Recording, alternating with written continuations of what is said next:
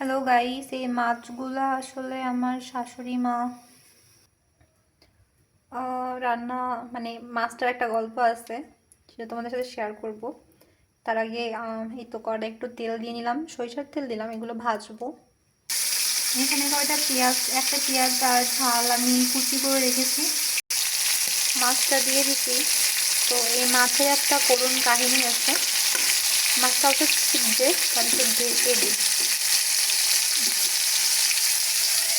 এই মাছের হচ্ছে করুণ কাহিনী আছে।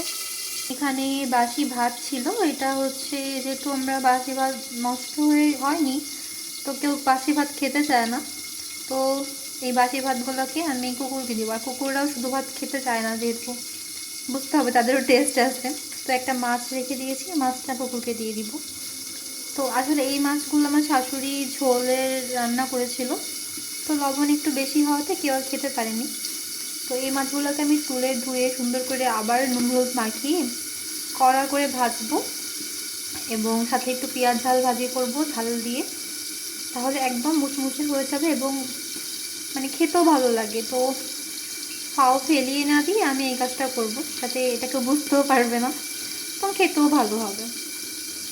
তো এটা হলো এই মাছের করুণ কাহিনী। তো যাই হোক, এক পিস আমাদের টমির জন্য, মানে টমি হত্যার আমাদের একটা কুকুর আছে, তো তার জন্য একটা পিস রেখে দিলাম। অবশ্য কুকুর আমাদের না, এলাকারই, তবে আমরা এই মাঝে মধ্যে ভাত টাত যেগুলো আমাদের থাকে আমরা দিয়ে আসি, ও খেয়ে নেয়।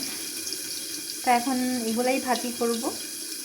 তোমরা কী কী করছো অবসর সময়গুলোতে জানাবে অবশ্যই। সবাই ভালো থাকবে।